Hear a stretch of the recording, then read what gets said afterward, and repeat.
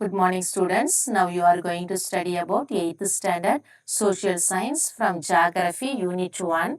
The lesson name is rocks and soils. அதாவது பாறைகள் மண் வகைகளை பற்றி நம்ம இந்த லெசனில் பார்க்க போகிறோம். முக்கியமாக என்ன நான் எக்ஸ்பிளைன் பண்ண போகிறேன்னா கொஸ்டின் ஆன்சரை பற்றி தான் எக்ஸ்பிளைன் பண்ண போகிறேன். ஃபர்ஸ்ட் கொஸ்டின் பார்த்தீங்கன்னா how are igneous rocks formed?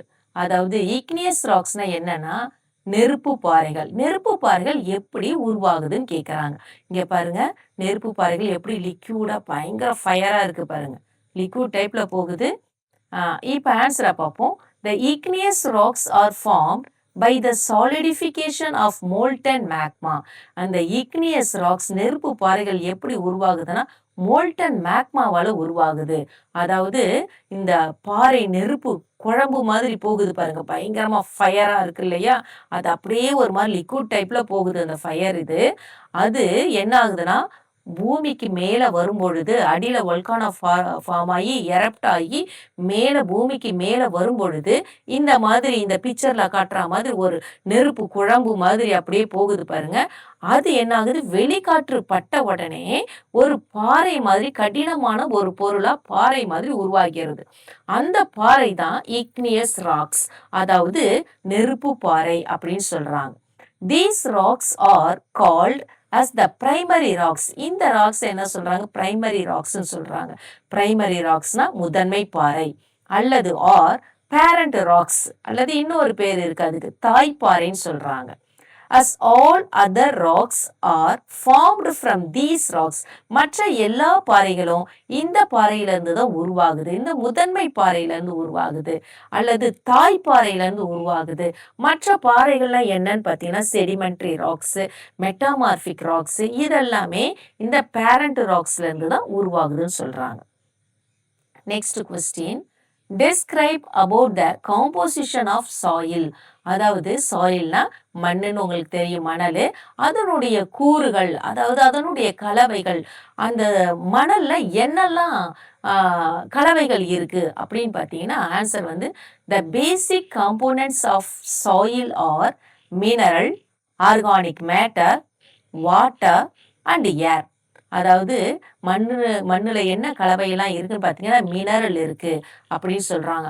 மினரல்னா என்ன, கனிமங்கள்னா என்ன அப்படின்னு பார்த்தீங்கன்னா பாறைகள்லாம் காத்தடிக்கும் போது புயல் காற்று இதெல்லாம் இருக்கும் பொழுது மலையில இருக்க அந்த பாறைகள் உருண்டு உடஞ்சி சிதைவடைந்து மணல் துகள்கள் மாதிரி பவுட்ரு மாதிரி உருவாகும். அதுல நிறைய கனிமங்கள் இருக்கு. அப்ப அந்த மணல்ல என்ன இருக்குன்னா கனிமங்கள் இருக்கு.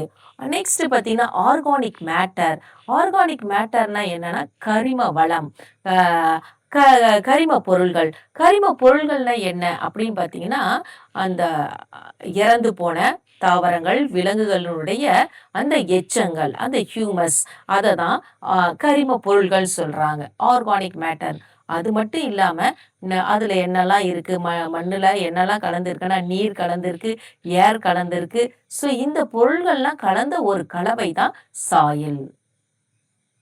Next question, define rock. பாறைகளை பத்தி வரையறுக்க சொல்றாங்க. The rocks are the solid mineral materials forming a part of the surface of the earth. அதாவது இந்த ராக்ஸ் பாறை முதல்ல எங்க இருக்குன்னா பூமிக்கு மேற்பகுதியில இருக்குன்றாங்க.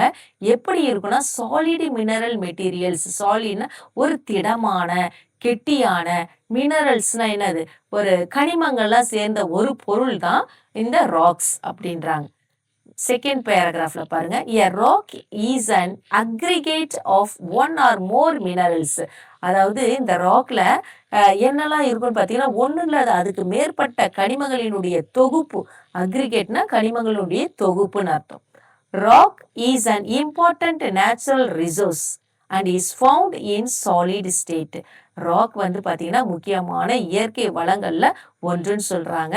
இது எந்த நிலையில காணப்படும்னா சாலிட் ஸ்டேட், திட நிலையில காணப்படும். Next question, state the types of soils. அதாவது சாயிலுடைய வகைகள் என்னன்னு கேட்குறாங்க. Soil is classified into 6 major types. அதாவது மணல்களை 6 வகையா பிரிக்கலாம். They are alluvial soil, black soil, red soil, laterite soil, mountain soil and desert soil.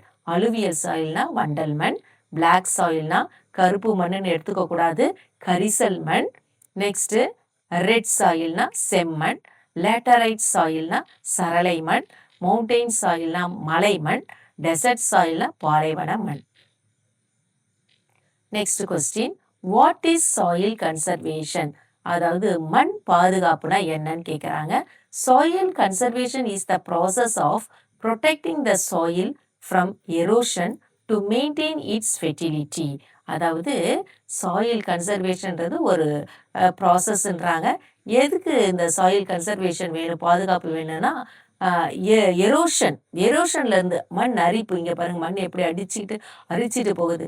எப்படி வருதுன்னா, ஒரு சூறாவளியின் பொழுது அல்லது புயல் காற்றின் போது மண் பயங்கரமாக அரிச்சிட்டு ஒரு இடத்துல இருக்க மண்ணெல்லாம் இன்னொரு இடத்துல போய் குவிய வச்சிடும். அப்போ அந்த ஒரு இடத்துல இருக்க மண்ணெல்லாம் அரிச்சிட்டு போகும்பொழுது அதனுடைய மண் வளம் குறையுது, மண்ணே இல்லாமல் போகுது. அப்போ நம்ம எப்படி அதை ப்ரொடெக்ட் பண்ணலாம் அப்படின்னு பார்த்தீங்கன்னா, இந்த மாதிரி விவசாயம் பண்ணுறது மூலமாக மண் அரிக்கும் பொழுது அடிச்சிட்டு போகும்போது அது தடுக்கும். அது மட்டும் இல்லை, நிறைய செடி கொடிகள் மரங்கள் இதெல்லாம் வச்சு வளர்த்தோம்னா மண் அரிப்புல இருந்து மண் அரிப்பு எப்படி ஏற்படுதுன்னா, ஒன்று காற்று, இன்னொன்று நீர், 2 வகையில் ஏற்படுது. இது ரெண்டுமே தடுக்கிறது என்னன்னா மரம், செடி, கொடி, விவசாயம்.